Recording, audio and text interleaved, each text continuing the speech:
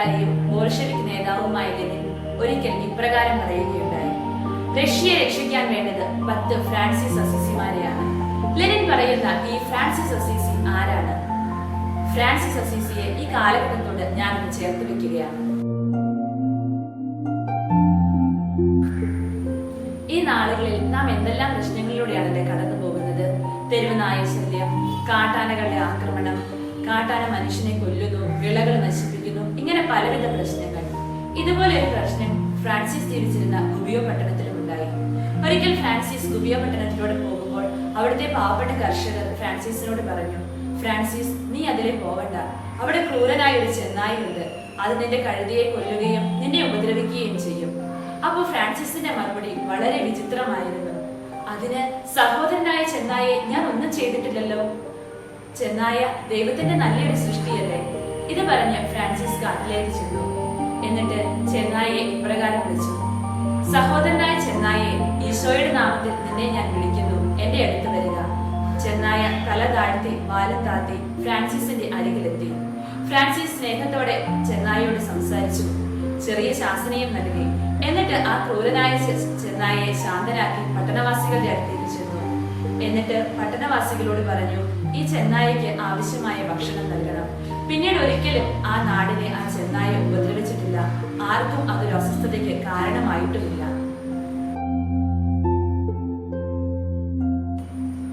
ക്രൂരനായ മൃഗം പോലും സ്നേഹത്തിൽ ശാന്തമാകും. പലപ്പോഴും നാം ഫ്രാൻസിസിനെ കാണുന്നത് തോളത്ത് പക്ഷികളിരിക്കുന്ന ഒരു സ്റ്റാച്ചു ആയിട്ടാണ്. എങ്ങനെ ഫ്രാൻസിസ് ഇത്രമാത്രം ശാന്തനായി?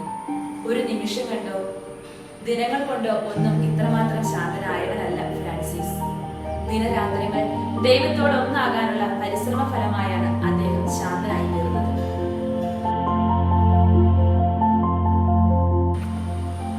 ഫ്രാൻസിസ് ഗുഹകളിലും പള്ളികളിലും ധ്യാനിക്കുന്ന, ഏറ്റവും ലളിതമായി ജീവിക്കുന്ന ഒരു വ്യക്തിയായിരുന്നില്ല. ഫ്രണ്ട്സിനൊപ്പമുള്ള പാർട്ടികളും ഡാൻസും പാട്ടും ഒക്കെയായിരുന്നു ഫ്രാൻസിസിന് ഇഷ്ടം.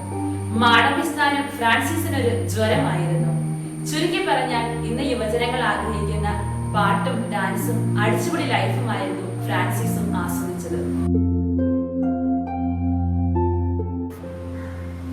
ഇങ്ങനെയൊക്കെ ജീവിച്ച ഫ്രാൻസിസ് എങ്ങനെയാണ് വിശുദ്ധ ഫ്രാൻസിസായി മാറിയത്? നമുക്ക് അതിലേക്കൊന്ന് കടന്നു ചെല്ലാം.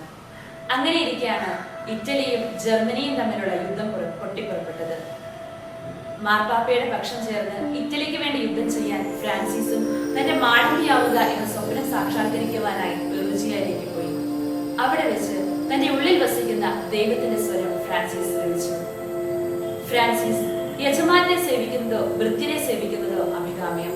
ഫ്രാൻസിസ് പ്രത്യുദ്ധരിച്ചു: യജമാനെ സേവിക്കുന്നത്. എങ്കിൽ അസീസിയിലേക്ക് പോവുക. ഫ്രാൻസിസ് അസീസിയിലേക്ക് പോയി.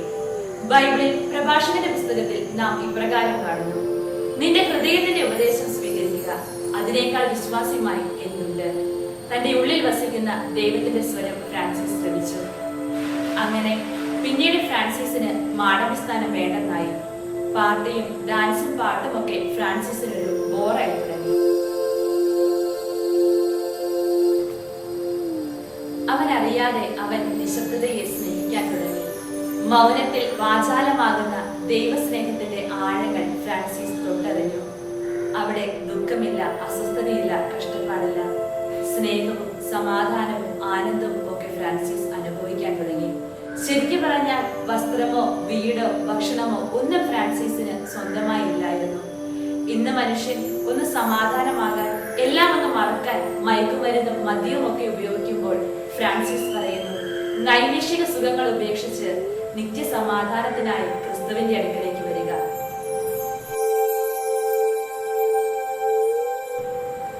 ഒരിക്കൽ ഫ്രാൻസിസും സഹസന്യാസിയായ ലയോ സഹോദരനും കൂടെ പോർസിംഗുലായിലെ തങ്ങളുടെ ആശ്രമത്തിലേക്ക് പോവുകയായിരുന്നു. അവരുടെ സംസാര വിഷയം പരിപൂർണ സന്തോഷത്തെ കുറിച്ചായിരുന്നു. ഫ്രാൻസിസ് പറഞ്ഞു: നമ്മുടെ എല്ലാ സഹോദരങ്ങളും ദൈവത്തെ ആഴത്തിൽ അറിയുകയും വിശുദ്ധ ഗ്രന്ഥം വ്യാഖ്യാനിക്കുകയും അനേകരെ തങ്ങൾ ക്രിസ്തു വിശ്വാസത്തിലേക്ക് നയിക്കുകയും ചെയ്താലും, അവർ വലിയ പണ്ഡിതരും ജ്ഞാനികളുമായാലും ലോകം മുഴുവനും ക്രിസ്തുവിനെ അറിഞ്ഞാലും അതൊന്നും പരിപൂർണ സന്തോഷമല്ല. അപ്പോൾ ലയോ സഹോദരൻ ചോദിച്ചു: എന്താണ് പരിപൂർണ സന്തോഷം? ഫ്രാൻസിസ് പറഞ്ഞത് ഇപ്രകാരമാണ്: നമ്മൾ തണുത്ത് വിറച്ച് മഴ നനഞ്ഞ് വിശന്ന് വലഞ്ഞ് നമ്മുടെ ആശ്രമത്തിന്റെ വാതിൽ മുട്ടുമ്പോൾ നിങ്ങൾ ആരാണെന്ന് ചോദിച്ച് നമ്മളെ അവിടുന്ന് ഇറക്കി വിടുകയും വടികൊണ്ടടിക്കുകയും ഞങ്ങൾ ഇവിടുത്തെ അംഗങ്ങളാണ്, ഇവിടെ ഈ ഭവനത്തിലെ സന്യാസികളാണെന്ന് പറയുമ്പോൾ അത് കേൾക്കാൻ പോലും കൂട്ടാക്കാതെ നമ്മളെ തള്ളി പുറത്താക്കുകയും ചെയ്യുമ്പോൾ ക്രിസ്തുവിനോടുള്ള സ്നേഹത്തെ പ്രതി ആ പീഡകളെയെല്ലാം ക്ഷമയോടെ സ്വീകരിക്കുന്നതാണ് പരിപൂർണ സന്തോഷം. ചുരുക്കി പറഞ്ഞാൽ, സ്നേഹിക്കപ്പെടുവാനും അംഗീകരിക്കപ്പെടുവാനും ഒക്കെയുള്ള അവനവന്റെ ത്വരയെ തൃപ്തിപ്പെടുത്താതെ അവരന് വേണ്ടി അവയെല്ലാം നൽകുകയും മറ്റുള്ളവരെ ശ്രേഷ്ഠരായി കരുതുകയും ചെയ്യുന്നതാണ് പരിപൂർണ സന്തോഷം. ഫ്രാൻസിസിന്റെ മോഡൽ ക്രിസ്തുവായിരുന്നു. നന്മ ചെയ്തപ്പോൾ ഭ്രാന്തൻ എന്ന് വിളിക്കപ്പെട്ട് അസൂയയാൽ പുരുഷമരണത്തിനാൽ വിധിക്കപ്പെട്ട് തന്റെ പ്രിയപ്പെട്ടവനാൽ തള്ളിപ്പറയപ്പെടുകയും ചങ്കോട് ചേർത്തവൻ ഒറ്റുകൊടുക്കുകയും ചെയ്തപ്പോഴും കുരിശിൽ മഹാപാപിയെ പോലെ തൂങ്ങിക്കിടന്നപ്പോഴും പിറുപിടുക്കുകയോ പരാതിപ്പെടുകയോ ചെയ്യാത്ത ക്രിസ്തുവിനെ നോക്കി കുരിശിന് കീഴെ നിന്ന ശതാധിപൻ ഇപ്രകാരം പറഞ്ഞു, ഇവൻ ദൈവപുത്രനാണ്. ആ ദൈവപുത്രനെ പോലെ ആകുവാനുള്ള ജ്വരം ഫ്രാൻസിസിനെ രണ്ടാം ക്രിസ്തുവാക്കി മാറ്റി.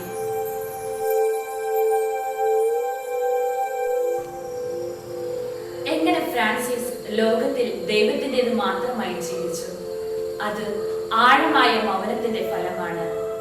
എനിക്ക് തോന്നുന്നു, പ്രപഞ്ചത്തോടും ലോകത്തോടും പ്രിയപ്പെട്ടവരോടും അപ്പനോടും അമ്മയോടും ശത്രുവിനോടും എന്നല്ല, നമ്മോട് തന്നെയും പുലർത്താവുന്ന ഏറ്റവും വലിയ അനുഭവമാണ് മൗനം. ഒന്ന് ദേഷ്യം വന്നാൽ നിശബ്ദമായാൽ അത് ശാന്തമാകും, ശബ്ദിച്ചാലോ അത് കലഹമായി മാറും. ശബ്ദത്തിൽ നിന്നും നിശബ്ദതയിലേക്കുള്ള വഴിമാറ്റം പരിണാമവും പരിവർത്തനവുമാണെന്ന് ഫ്രാൻസിസ് കാണിച്ചു തരുന്നു. ആടിപ്പാടി രസിച്ച ഫ്രാൻസിസ് ഗുഹകളിലും പള്ളികളിലും പോയി ഹൃദയ ഗുഹയിലെ ദൈവത്തോട് ചേർന്നിരുന്നപ്പോൾ ഇറ്റലിയുടെ അരക്ഷിതാവസ്ഥയ്ക്കും തിരുസഭയിലെ മൂല്യച്യുതികൾക്കും മാറ്റമുണ്ടായി. രാജ്യങ്ങൾ കടന്ന് ലെനിൻ ഇപ്രകാരം പറഞ്ഞു, 10 ഫ്രാൻസിസ് അസീസിമാരുണ്ടായിരുന്നെങ്കിൽ.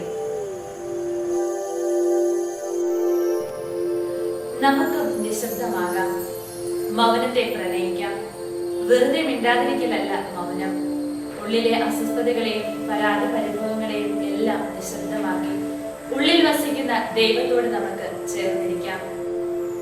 പഠിക്കുമ്പോഴും പഠിപ്പിക്കുമ്പോഴും ജോലി ചെയ്യുമ്പോഴും കളിക്കുമ്പോഴും എല്ലാം സച്ചിന്തകൾ നമ്മെ ഭരിക്കട്ടെ, സ്നേഹം നമ്മിൽ നിറയട്ടെ. കണ്ടുമുട്ടുമ്പോൾ സദ്വചനങ്ങളാലും സൽപ്രവൃത്തികളാലും നാം സമ്പന്നമാകട്ടെ. അങ്ങനെ ലെനിൻ പറഞ്ഞ 10 ഫ്രാൻസിസ്മാരിൽ ഒരാളായി നാം